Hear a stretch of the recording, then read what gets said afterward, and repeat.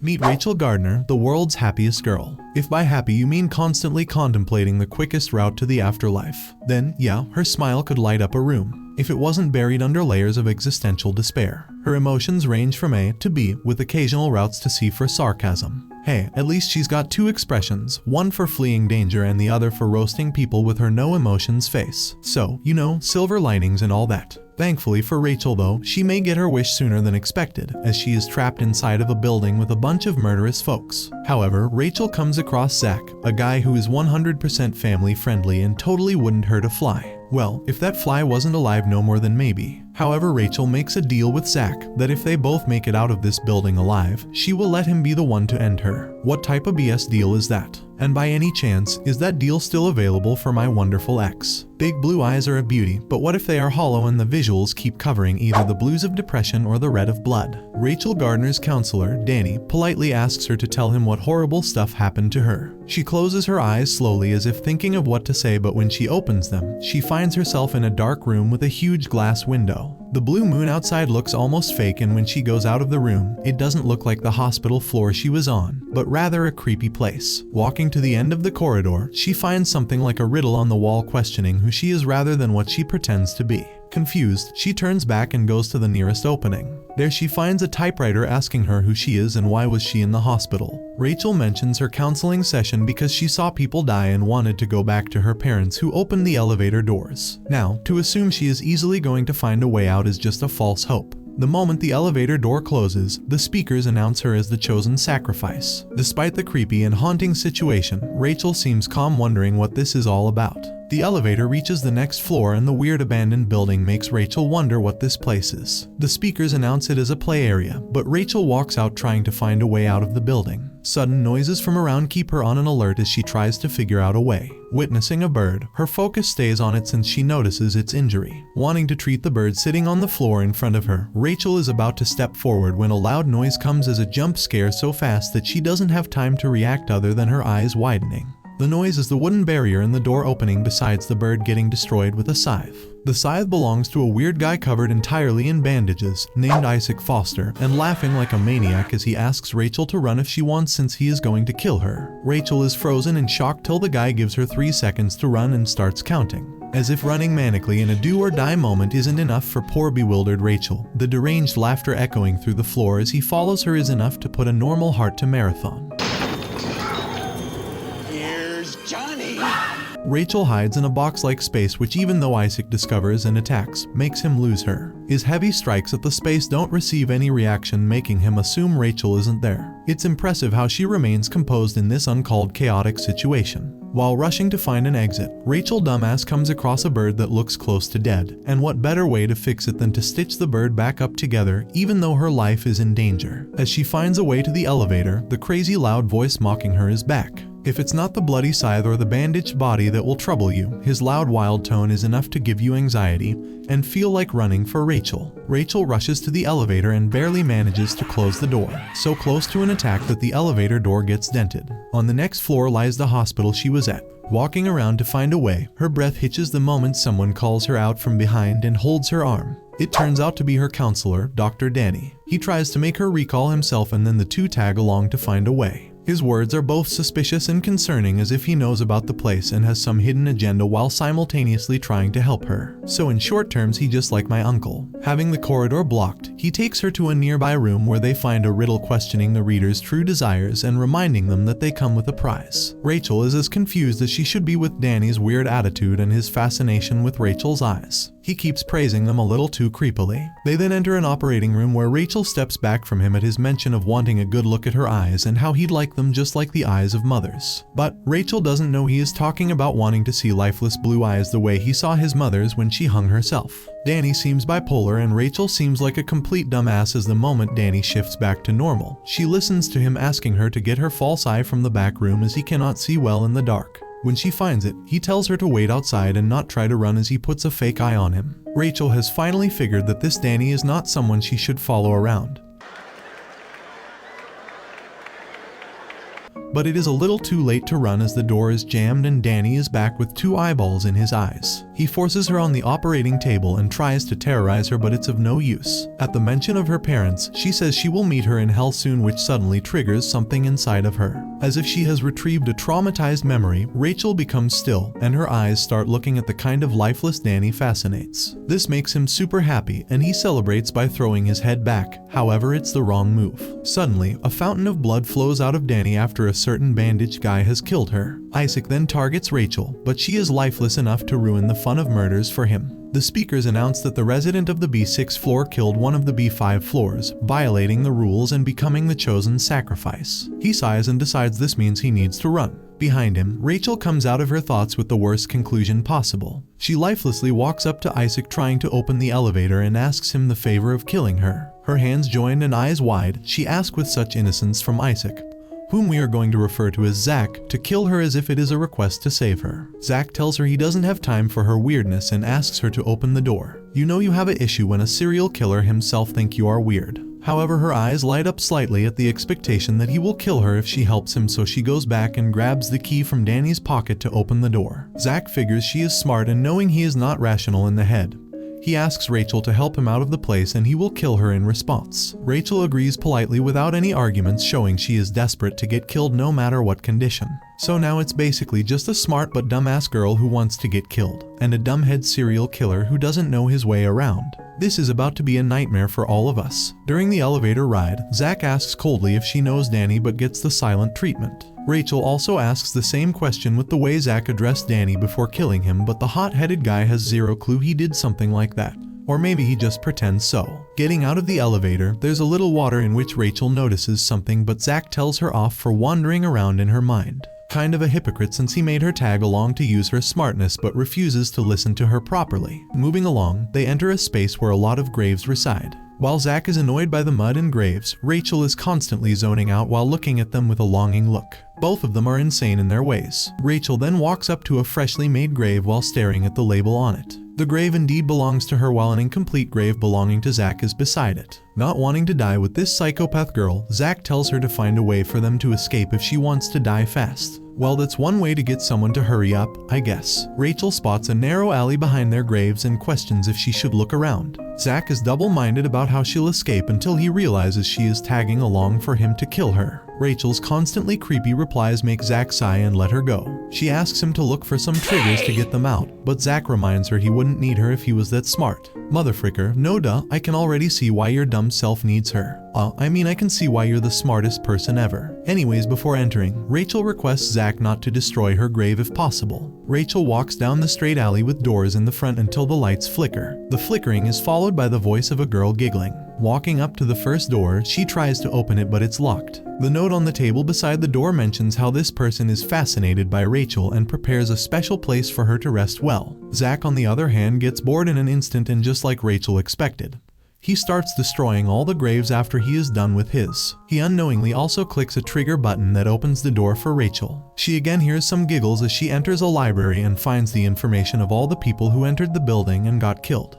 The last 2 pages have information about her and Isaac Foster, Zack. The lights flicker yet again and the giggles come closer to Rachel, but she sees and feels nothing near her. A new note is placed on the table mentioning the person knows what Rachel wants. After Zack's maniac fun is over, Rachel walks out but isn't surprised to see the state of the place. Well, it doesn't even seem Rachel is even capable of any expressions. Rachel reads out Zack's information, but he stops her by asking if all this makes her scared of him. Rachel responds negatively, so Zack tells her the story of a girl who pretended to not be scared to escape, but he hates lies. Rachel looks at him blankly, questioning if this incident links to her in any way. Zack is dumbfounded for a moment till he recalls she wants to kill him. He then violently destroys her grave even though she asked him not to, since he doesn't want this floor to be where Rachel dies. Walking back to the elevator, Rachel asks him to look inside water, which makes him show arrogance yet again.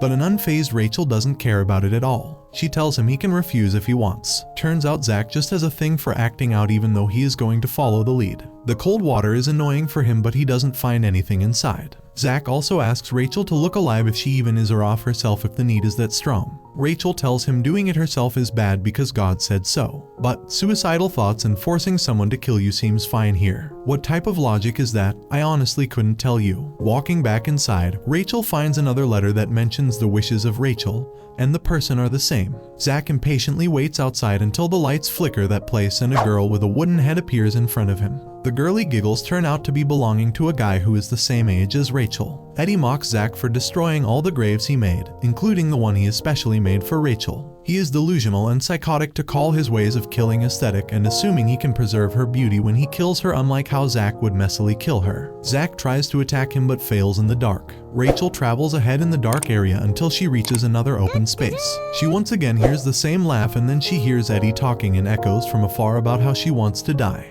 The voice nears her out of nowhere, telling her to say yes if she wants him to kill her. Now, a normal person would scream or fall back when someone appears behind them in the dark ready to murder them. But all Rachel shows is a tiny change of expression at the sudden nearing of the voice and no more surprises. Eddie continues his rant about knowing everything that happened to Rachel and her parents, but upon Rachel's asking why she is here, he tells her it isn't important if she doesn't recall. Zack tries to call for Rachel, but upon figuring she cannot hear him, he finally uses a little of his brain to analyze behind which wall Rachel could be provided the information she gave him. Rachel walks backwards as Eddie corners her, questioning repetitively and wondering why she wouldn't say yes to dying a painless death and getting a beautiful grave. Eddie seems to be confessing his true love for Rachel. But what sadistic love is that? Rachel may seem mindless, but it turns out she has been conscious all this time, so she wants to stick to helping Zack get out alive and kill her after. However, she is about to get lost in the temptation of early death until Zack calls her out from behind the wall and tells her that many people are trying to kill her in this building, but he swears to God that he will do it. This stops Rachel as her eyes widen and she confirms if he swears on God that he will kill her. Zack affirms her again, making her believe him and ask him to break the wall to get to her. Rachel seems to be pretty respectful of God, contrary to her wish to end the gift of life. I'm so confused what goes through this girl's head, it's actually making my own head hurt at this point. But hey, I would say I'm not one to judge, but for you Rachel I'm definitely judging. Eddie disappears with the words that he will be the one to kill Rachel. Zack mocks her for getting into danger a little too easily, which Rachel accepts as if it wasn't rhetorical. Then Rachel pesters him creepily that he swore on God to kill her if she becomes useful to him. A weirded out yet annoyed Zack tells her he hates lies and will do so. Trying to find an exit, they come across Eddie once again, but this time Rachel flat out refuses that she will be killed by anyone other than Zack. Eddie is angered at that and jumps to attack Rachel. Zack comes to her rescue. The lights switch off and Eddie disappears in the darkness, making it hard for Zack to attack him. Zack throws a few loose attacks, but him and Rachel are both unbothered at how close the scythe is swinging to Rachel's head. She is still until asked by Zack to find the switch to the lights. Rachel runs upstairs and hides behind a gravestone but gets caught by Eddie. He hits her in the stomach, making her fall, and shows her the beautiful grave he built for her. Rachel faints and falls inside, but it turns out to be a bait to shine the torchlight in Eddie's eyes and steal the remote from his hand. The rest is handled by Zack. Handled meaning he kills Eddie and the two of them find their way to the next elevator through the remote in Rachel's hand. Did we really just watch two guys battle to the death about who gets to slice, dice, and bury a Rachel? Yes, we did. Starting to think we may have some issues just like Rachel. In the elevator, Rachel addresses Zack formally, making him cringe at that, and tells her to call him Zack once again to ensure that he will kill her. In the next room, the beginning has some iron bars which Zack tries to break through his scythe, even though he is told by Rachel that it is iron. After a moment of striking the scythe to the rails, a series of gunshots land exactly where they stand. Lucky that Zack has got a good response time. The speakers open with an ear-piercing girly voice, just like our annoying siblings, claiming to be the judge of this floor. She tells them she punishes criminals for their sins, calling the two of them as if she isn't a sadistic tormentor. She passes them for a quick response and opens the date to move ahead. Kathy tells them they will be going through rooms in the sequence to get them to accept being criminals. First, they are told to get their mugshot, which Rachel complies, knowing they need it to move forward. Zack seems to be camera shy and camera noob at the same time. Rachel manages to capture him well while he smashes the capture button so hard that a small Rachel comes out blurred. Nevertheless, they move forward to the next room, which is filled with a lot of wooden dolls seated in a chair as if watching a show. On the way, Kathy tries to get into their heads while Zack drags a lifeless Rachel, telling her to not wait and respond to everything Kathy says. Seeing some more iron bars, Rachel asks if he is going to smash them, but responds with a disappointed huh as if she didn't tell him before that it's useless. Zack asks her to find a mechanism to get them out, but she cannot find anything. She tells Zack to sit if he wants, and Zack, being the stupid guy, doesn't even bother to look at the chair he is sitting at. Rachel tries to tell him to not stay in the electric chair, but it is too late. The strap's close and a TV appears, revealing Kathy with her commentary about torturing Zack with electric shocks till Rachel figures out the mechanism of the room. Honestly, at that point, for Zack being this dumb, this just gotta be considered natural selection. The eyes of all dolls light up and they bob their heads every time Zack goes through a shock. Zack tells Rachel to hurry, so she drags his heavy scythe and with a lot of effort, uses it to break the dolls one by one.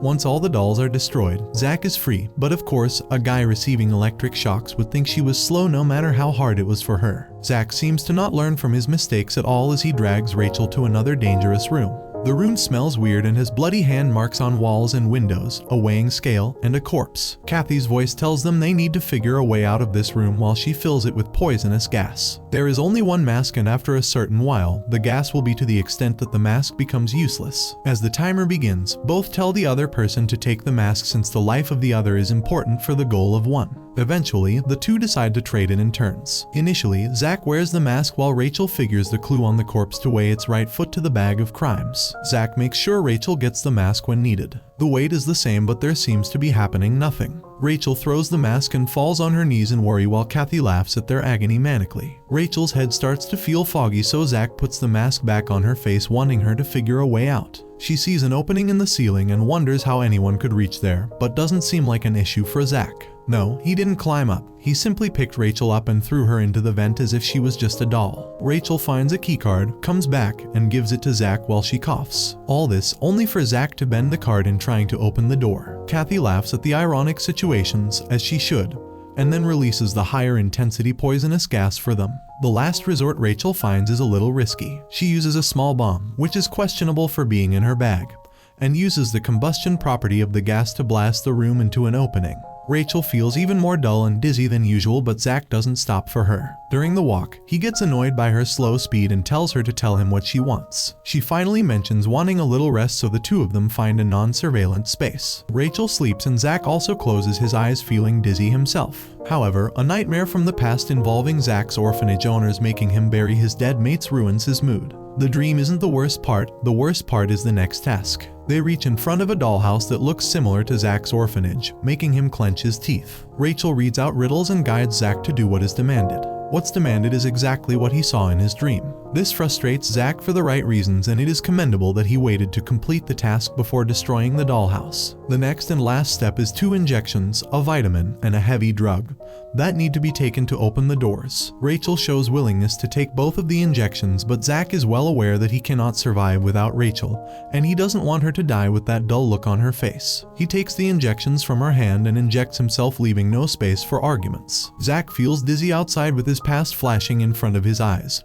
So when Rachel appears next to him, he almost strikes his scythe hard enough to behead her. He tells her he wants to kill her, but she reminds him of him not reaching up safely, and her still having a dull look in her eyes. Zack calms down at this but still smirks and tells her that even with the dull look, it is hard for him to not want to kill her. He softly hugs her, telling her to keep reminding him to not kill her yet. With that, he pushes her. Zack tells her to make a promise to not let him kill her at the moment with that dull face of hers. The drug is currently turning him psychotic, increasing his urge to kill. He recalls the rest of the incident from childhood when he was digging up the ground.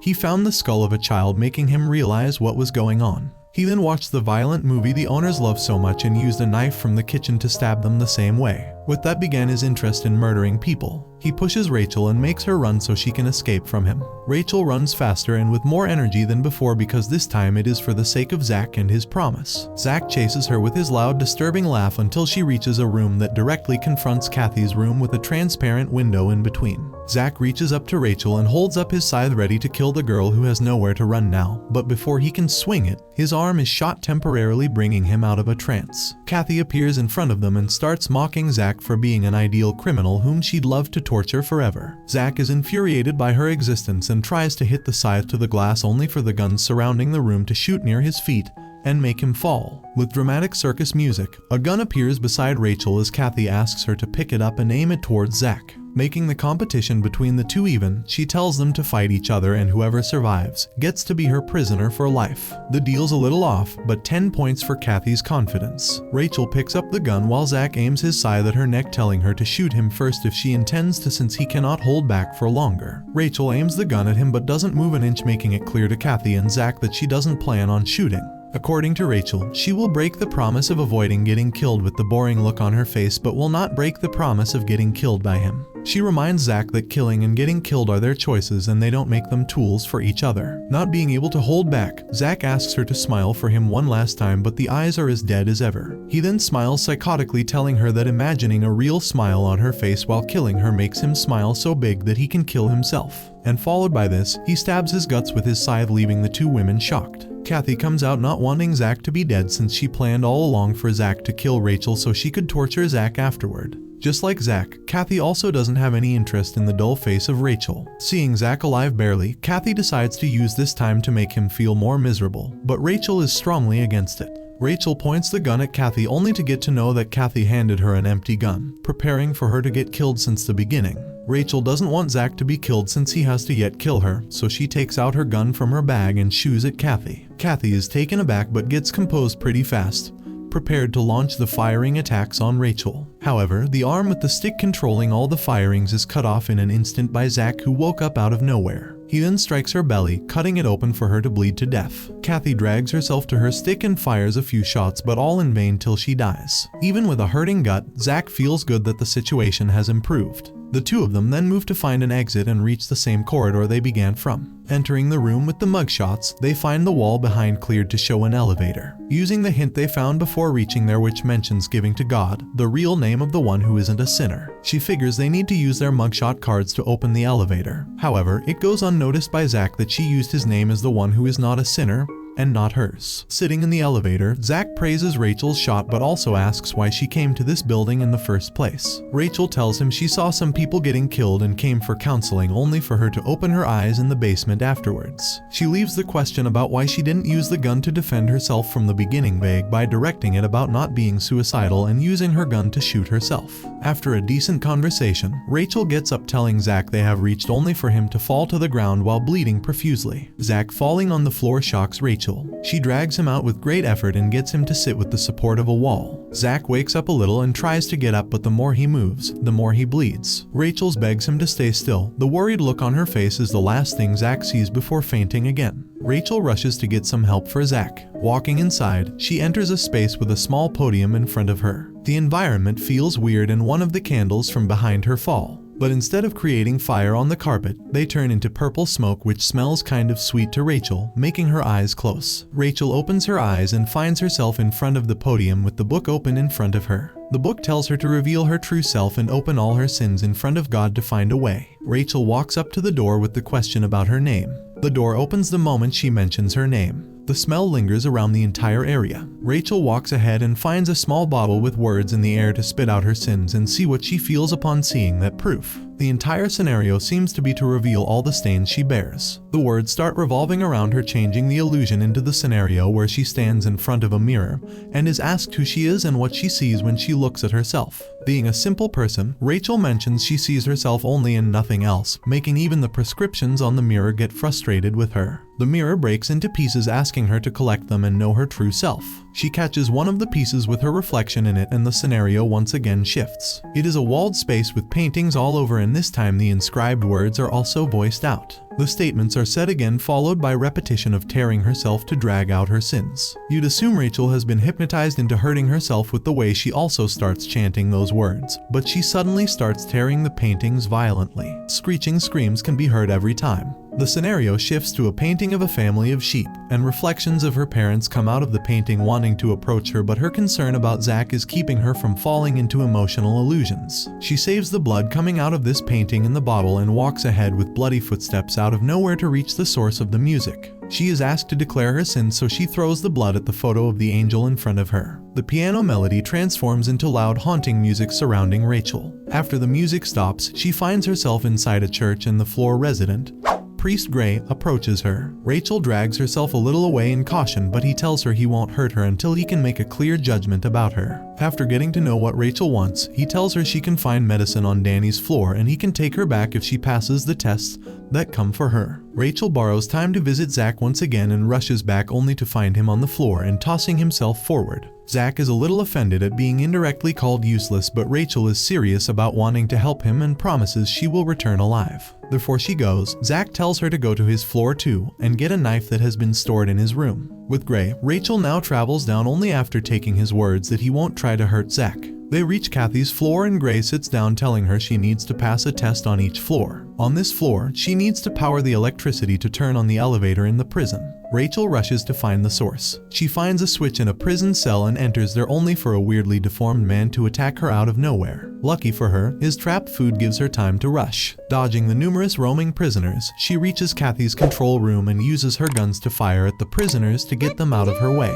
The look on Rachel's face as she shoots people raises a lot of questions. Rachel kills all those people without batting an eye. Suddenly, the ghost of Kathy appears behind her, laughing at her coldness for killing all the people in despair just because they were in her way. Kathy then disappears, leaving Rachel confused but not stopped. Rachel rushes through the bodies of all the people she killed and reaches the switch to turn it on. She then walks up to Gray, who asks what she did to her hindrances, to which Rachel replies honestly, creating a new point in Gray's analysis. The next is Eddie's floor. Gray tells her that the switch is in the water temperature control room, but Rachel questions why she is supposed to do all this when reaching Zack as fast as possible is a necessity. Gray calls her an irregular exception at that, but Rachel doesn't have much time to worry about what it means. While walking away, she notices Eddie's body is also gone just like Kathy's. Seeing all the destroyed graves, Gray pities Eddie as he was known for his kindness and many people in agony confined to Eddie to kill them, but unfortunately they did not move on to their next lives. Rachel once again hears the familiar giggle and sees a glimpse of the ghost of Eddie, but decides to focus on her goal.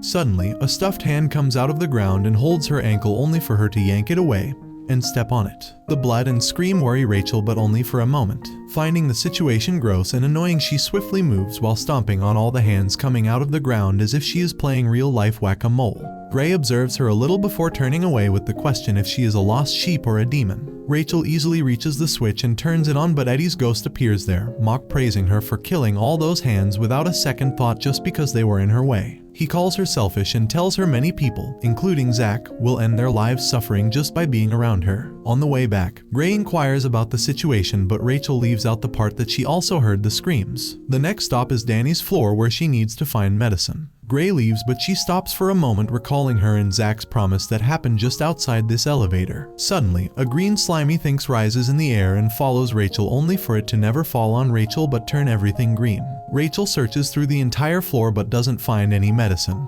questioning Gray, who refuses to know anything. He suggests going to the last floor to at least get some bandages for Zack. Flashback to Zack's past when he started wandering through empty roads after killing his caretakers. He then killed a lady to reside in her car until the next day when an old blind man came asking about his whereabouts. The oldie takes him in, but at night, Zack feels the same uneasiness and goes out to kill some people. Later, he comes back and confesses to the old man what he did. The old man is unbothered and leaves to get some break for him. The message is on a note, so it is kinda ironic that a blind person can write it, but Zack doesn't know how to read. Eventually, Zack goes out to search for him only to find out that a con couple killed him and took his wallet. Zack finds the two of them and keeps stabbing them until he feels the satisfaction within himself by putting such shameless people into despair. Zack lies in pain on Gray's floor when a certain double-pupiled doctor returns to have his revenge. Zack gets up and faces Danny, questioning how he got there. Danny had taken a few precautions for his safety back when Rachel reached his floor, which served well in saving him from dying.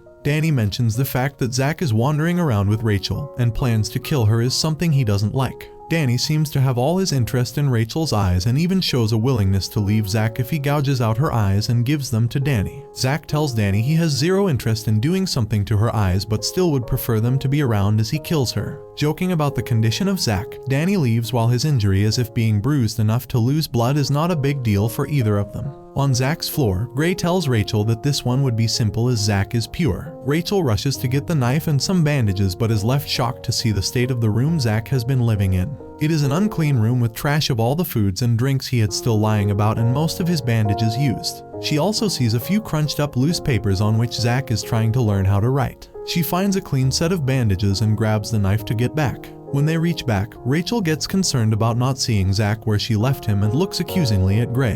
Gray tells her to not do so and tells her he is ready to make a judgment against her. The next few words are shocking enough for Rachel to prominently show trouble on her face rather than the constant dead look. Gray tells her that initially he was conflicted since she was trying to save Zack but simultaneously killing whoever came in her way, but then when he asked her in the elevator about why she was saving Zack, she mentioned that his death would be a problem for her. Rachel steps back with wide eyes when she is called selfish and narcissistic. He then makes a judgment and the pink smoke appears again. When Rachel regains her sight, she is standing across a giant snake. Rachel starts running manically until she sees Zack's back. She tries to make him run with her but his push brings her out of the illusion and it turns out there is no snake. She tries to care for Zack but he refuses to get his bandages touched. Upon knowing Danny is on the floor and that he told Zack he has got some medicines, Rachel tells him they should find him. Zack refuses to leave her alone this time but also has difficulty walking. He finds Rachel's behavior a little weird. As the two walk ahead, a ripped-out painting of a similar snake catches Rachel's eyes. She stares at it till an actual snake pops out of the space where it is ripped. Zack comes to her rescue telling her to find an exit.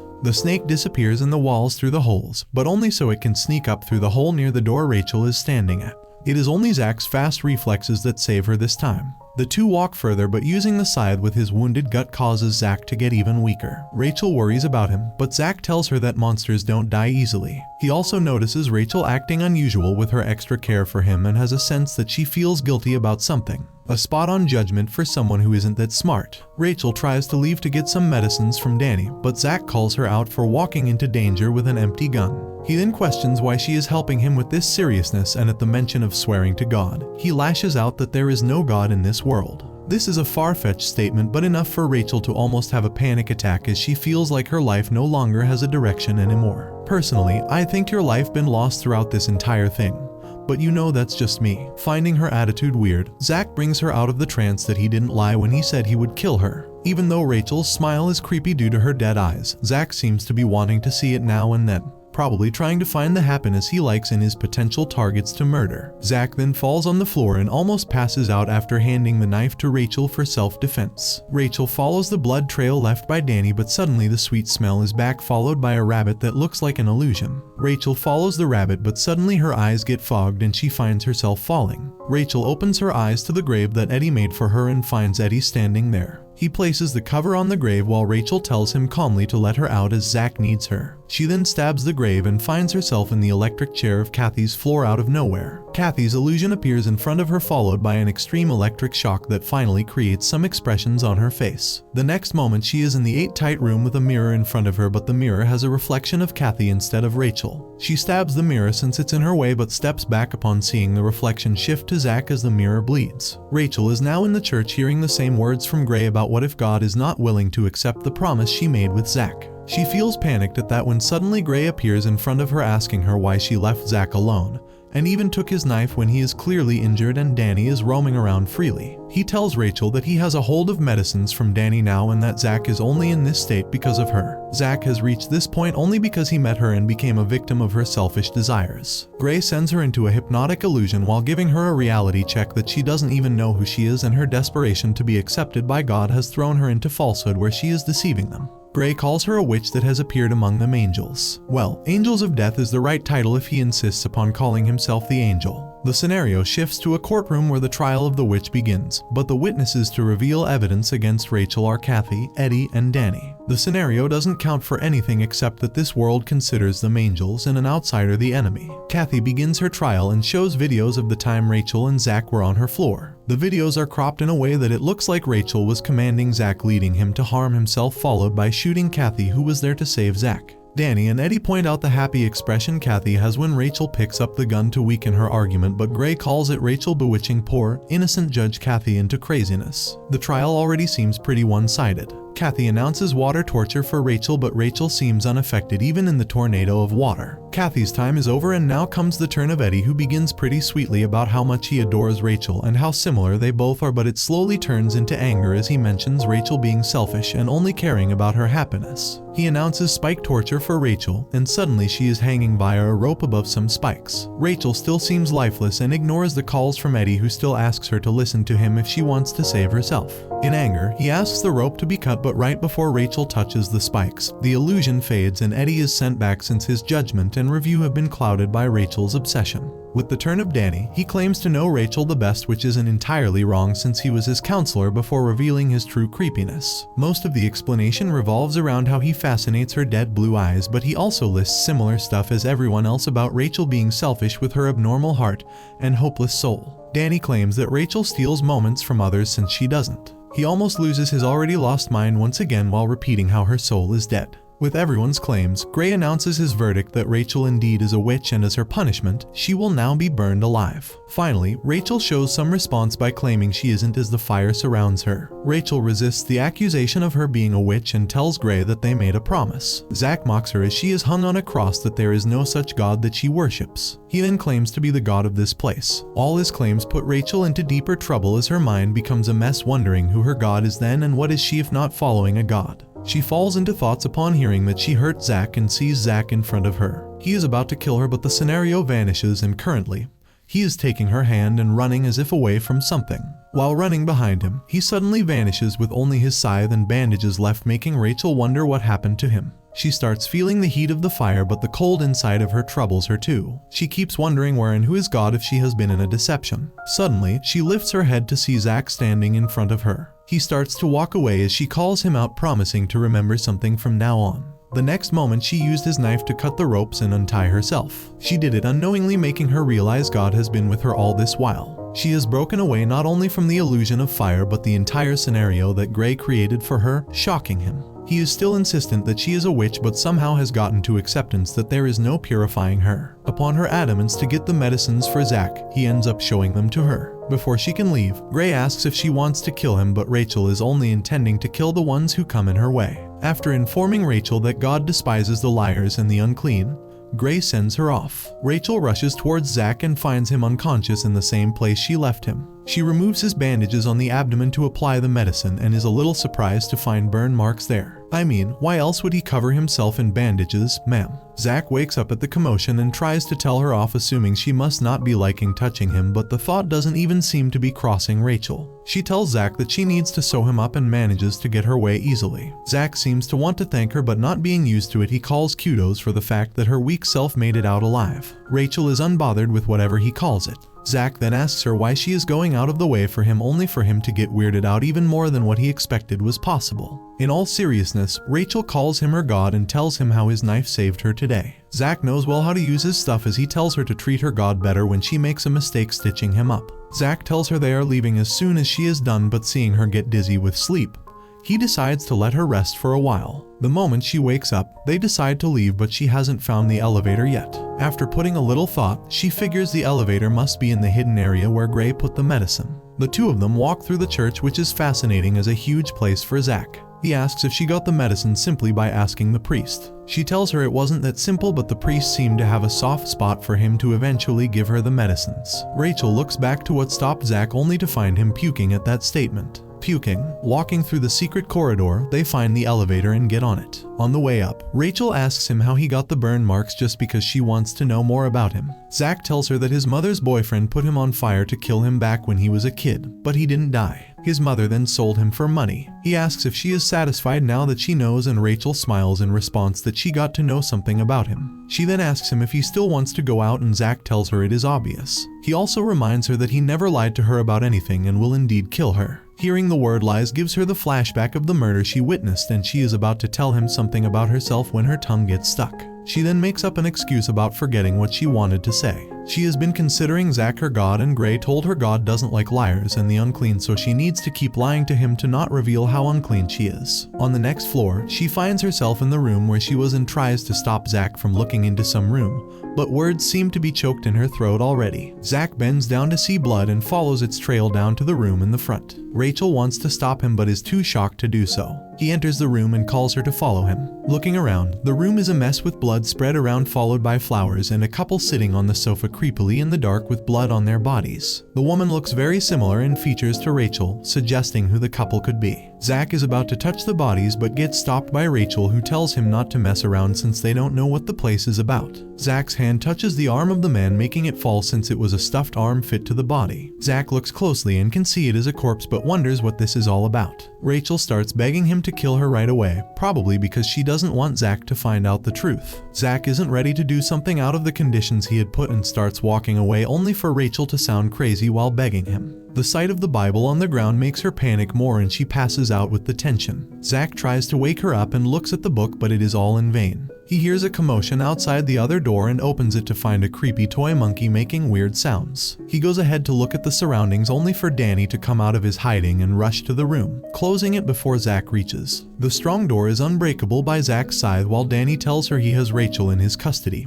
And Zack can look around the floor and find his answers if he wants to get out of there. Knowing he will have to look around the floor to get him to open the door, Zack rushes for it. He goes upstairs, but almost all of the doors are locked. In the open place, he finds the photo of the dead couple, only to get attacked by a set-up trap in response. Dodging it, he finds his way to the kitchen where a pizza is placed on the table. He flips the table in annoyance, only to find a secret passage going somewhere from beneath. Unfortunately, it is locked too. He looks around and finds the key in the running bathtub, but also gets his hand bitten by several wild fish when he puts it inside. Going down the door, some dogs attack him. He slaughters them easily while being annoyed by how this place has been entirely made with traps. Walking ahead, the ground beneath him breaks, almost making him fall on some spikes. His scythe makes him hang by the edges temporarily while someone walks up to him. Rachel finally wakes up and is told by Danny that Zack will find out the truth about her soon. Rachel tries to rush to the door, but Danny stops her, telling her they will now sit back and wait for what happens. Gray saves Zack from falling and reveals to him the entirety of the situation. He tells Zack that people who worship a certain god only do it to denounce the ones they don't like in the name of God. To truly test them, he decided to put them in this building and see how far their belief took them while pretending to be the god of the building himself. He also reveals that Zack, along with Danny, Eddie, and Kathy, did not hesitate in killing others and hence were needed for this mission. But Zack's innocence and sole goal of killing had been changed a little after meeting Rachel and after she called him her god.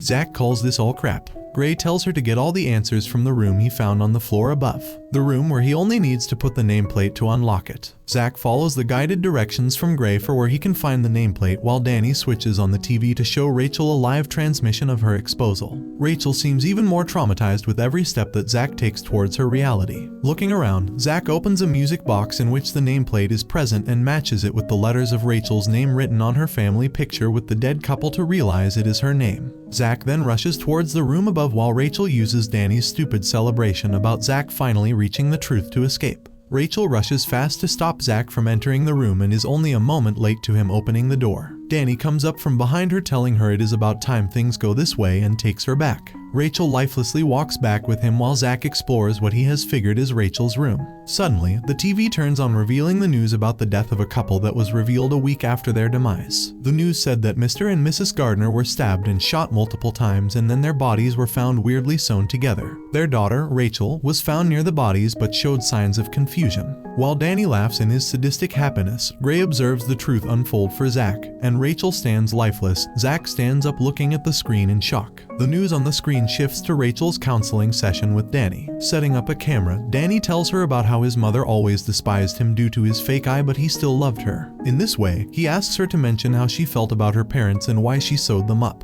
Rachel responds that she needs a perfect family. It all started when she found a puppy on the street. Wanting to bring it home, she went back determined to ask for it, but the moment she entered the house, she could hear her parents shouting and arguing with each other. His drunkard father abuses his wife and calls out Rachel for being the way she is before storming off. Her mother is laughing like a maniac, deciding to teach her useless husband a lesson. In this entire scenario, Rachel keeps trying to get their attention and mention her demand but goes unheard. The next day, Rachel goes to visit the dog, but the dog bites her. She tells Danny that she only remembers waking up in her room later and fixing the dog in her house. She then mentions the day when she was treating the dog in her box and went out to talk to her parents. They are arguing about Rachel acting crazy, but by the time Rachel opens the door, her father has already stabbed his wife to death. Rachel runs as she becomes his next target. In the room, her father breaks in, telling her she isn't any different from him provided she killed the dog that bit her and then sewed it to keep it as a doll. Rachel takes out the gun that belonged to her mother and shoots him, wanting to achieve her perfect family. It is after that she sews the two of them together and stitches them in a way that they seem a happy couple. It is very concerning how she says she got sad when the police found the bodies. After hearing the entire story, Zack breaks the TV with his scythe and angrily rushes towards the room where Rachel and Danny are locked in.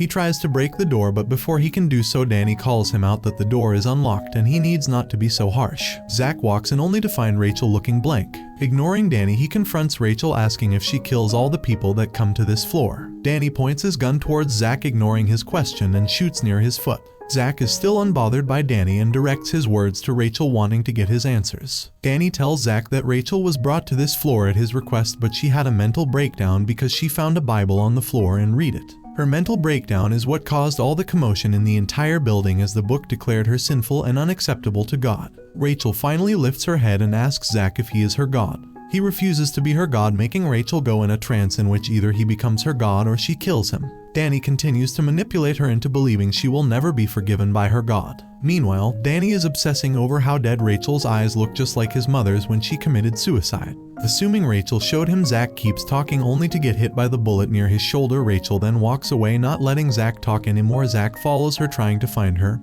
and reaches the overflowing bathtub. It is only a little too late that he notices the electrical plug going into the water of the tub. Zack's scythe causes him to receive an electrical shock. Recovering from it, he rushes to get to Rachel, but she just doesn't stop. Dodging all the hindrances, including fire that he fears and despises, Zack enters the room only for Rachel to be behind the door, pointing a gun at his back. Zack turns and points his scythe at her, ready to kill her, but still refuses to be her God. But Rachel is aware that he won't accept it. She mentions that her new God died the moment her lies and impurity were revealed to him. With that, Rachel shifts the point of her shot, breaking the entire window into small pieces. Rachel runs away once again. Annoyed, he clicks his tongue before following Rachel and asking her to wait and talk to him. Danny sneaks up from behind, pressurizing Rachel into killing Zack. Rachel is ready to kill Zack for her perfect God. Danny keeps talking about how Rachel can kill Zack perfectly, but everyone receives a shock when Rachel's bullet strikes her target spot on. The target turns out to be Danny rather than Zack. She tells Danny she wants to end this scenario and doesn't want to live with him.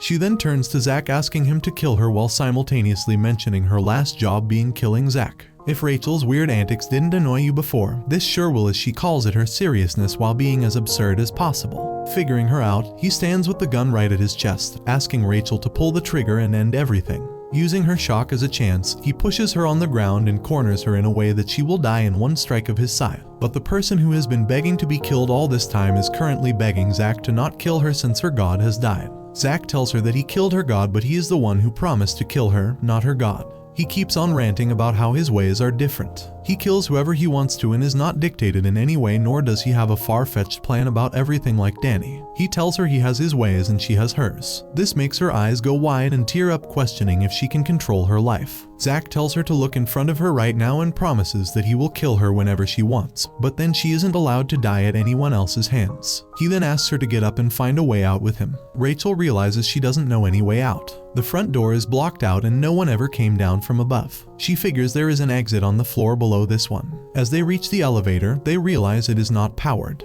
After a great deal of thinking, Rachel realizes where her stuff lies and decides to go into the basement, the floor into the weird room where Zack found her nameplate.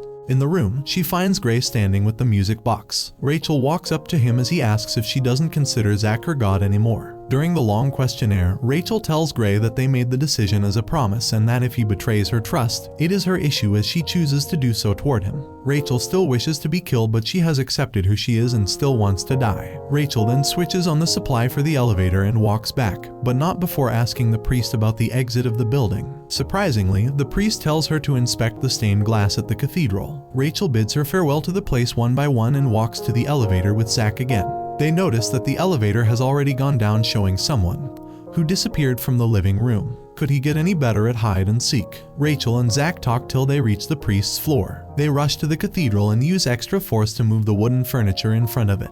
Zack then violently breaks the glass and finds a huge staircase. They keep going up the stairs until Zack is tired. Rachel bumps and falls on the floor, which gives her the flashback of how she entered the building blindfolded but remembers walking a long staircase. Zack gives her his knife for safety and mentions how she looks more human now. The two suddenly stop upon hearing the announcement about the building detonation system being initialized. As the building starts to tremble, Rachel and Zack start running running up the stairs faster. Gray smiles inside the building as he passes through every floor, reliving it the last time before it is burnt down. He thinks about the first riddle during all this that asks the reader to know who they are, and new doors will open for them in their lives. Served right for Zack and Rachel, I guess. Zack and Rachel come across iron bars on the stairs, which they both know are hard to break via a scythe or a knife, but Zack keeps trying to hit it and find a way for them. Unfortunately, the fire starts catching up to them, putting Zack into a loop of traumatic flashbacks. As he covers himself away from the fire while murmuring he doesn't want to die in a fire, Rachel gets worried for him and starts striking her knife into the bars, wanting to break them. Seeing her put this much effort brings Zack out of his trance, and he gets up, stopping Rachel from hurting herself. Zack tells her to step back, claiming that he can break those bars with his scythe. With one hard, swift blow, he manages to destroy the iron bars, and the two rush forward. Moving ahead, pieces of rock started falling from the ceiling, walls, and floors, but Zack is currently at such a high level of adrenaline rush that he breaks through them easily and even enjoys doing so. Rachel also feels happy seeing Zack enjoy the scenario. Seeing the exit, they try to near it only for it to get blocked by huge boulders of rock. Zack tells Rachel to give him a go, that he can do it and he will show it to her, and damn right he opens the path as swiftly. Unfortunately, his scythe isn't in the same rush as him and has been taking pretty solid impacts. Hence, it breaks at this last moment. Good that the two can go out now. Walking out, Rachel stops, asking Zack if he still wants to kill her. She tells him that she is very much constant on her decision of wanting to die, but she wants it from his hands and when he is willing to do so. Zack tells her that he has been saving her all this while so he could kill her with his own hands. It is a creepy one, but a genuine promise between the two of them. Sadly, the situation gets worse when a gun is raised from the path they came from, shooting Rachel right in the back. Who else could it be than the psycho counselor who refuses to die? Rachel falls on the floor and Zack tries to get to her, only for Danny to shoot him at places too. He is adamant about not letting Zack fulfill his promise to Rachel, but in current circumstances, Rachel is the one apologizing for it. Danny calls Zack a monster, but even a pained Rachel comes to his rescue, calling him perfectly human. Danny gets furious as he gives Rachel everything, but it is Zack's one promise that makes her alive to him. Rachel tells Danny that no matter how much he tries, he cannot steal the vow from them, because it doesn't matter whether the promise is fulfilled or not. What matters is that they made the promise with complete honesty. With tears in her eyes that make her seem alive for once, Rachel consoles Zack. Danny feels pain and takes great force to point his gun at Rachel and shoot her more. He just couldn't handle seeing Rachel's eyes look alive. Danny completely intends on putting an end to the both of them with their wish, but as the fire surrounds them and he points his gun at Zack, an arrow comes striking him in the chest. It is Gray who intends to save Rachel and Zack in a confusing turn of events. He keeps shooting Danny to stop him from shooting Zack, while telling Zack that Rachel is alive, and that if he takes her ahead with him now, he can surely save her. Gray stops Danny from hurting Zack as he carries Rachel out. Danny questions in concern why Gray wouldn't support him, as he has always worked within the rules of this building, even if he was looking for his happiness. Gray tells him that he had thought of Zack as an angel, as he used to only have the goal of killing people in his mind, but after Rachel, he worked for the benefit of someone else, which made him a human. It was pretty hard to digest that the guy he considered an angel was revealed to be human for a girl he called a witch. Gray also confronts Danny that he had been treating Rachel so well since he wanted to become her god. Danny doesn't deny it and cries that he'd have had nothing if not that. He had brought Rachel here and treated her so well in hopes that one day she would decide to live with him, giving him a lifetime support of the lifeless eyes that matched his mother's. Gray tells Danny that all the people in this building are mere humans, and it is only humans that give others ranks of angels and gods and then destroy them for it. He praises Danny and the others for being beautiful with their cruel intentions, but it is a little too late for the praise as a giant piece of rock falls on top of them. Zack drags himself with all his energy, wanting to keep Rachel alive. He doesn't even have any idea what the priest means when he asks Zack to take her out if he wants to save her, but he just does it to help Rachel. Stepping out, there are a bunch of people standing in front of the building upon seeing the spontaneous fire take it over. Zack stands there wondering what would save Rachel when sirens strike his ears. He figures this is what the priest was talking about. However, Zack is assumed to be the kidnapper of Rachel and taken into custody, which he doesn't resist as long as Rachel is safe. A whole investigation opens up about the sudden fire and who Zack was. Rachel was declared mentally unstable and kept under help while Zack's history was investigated, and assumptions were made about his involvement in the murder of Rachel's parents. Even the detective was confused as Zack confessed to all the crimes he committed, and gave off an aura that made the detective believe he didn't hurt Rachel's parents. Rachel's doctor kept her away from Zack's news and whereabouts, assuming it was good for her health, unaware that Rachel had been asking about him to meet him. As time passes, Rachel may seem to be showing improvement to the doctor, but she looks like the same dead person. She still lacks expression and communication but complies with everything in the institute. After a long while, the doctor decides to tell Rachel that Zack was sentenced to death in his trial, assuming she would be content now. Rachel does not show any expressions like her usual self and walks back to bed. In her mind, she is well aware that she hasn't been sleeping well at all before too, since she worried about Zack and their promise. Suddenly, the window in her room is violently smashed along with the iron bars using a very familiar scythe. The bandaged murderer is back to taunt Rachel for still having the boring expressions on. He tells Rachel that she doesn't need to live with the promise herself, as he completely intended to be there for her. Not having much time, he tells her to hurry, so Rachel jumps out the window towards Zack, once again requesting him to kill her. Well, that was a weirdly wild relationship, if you can even consider that a relationship, I guess. Anyways, that concludes the recap. As always, if you enjoyed, let me know down below, and make sure you are subscribed. Until next time, I'm out.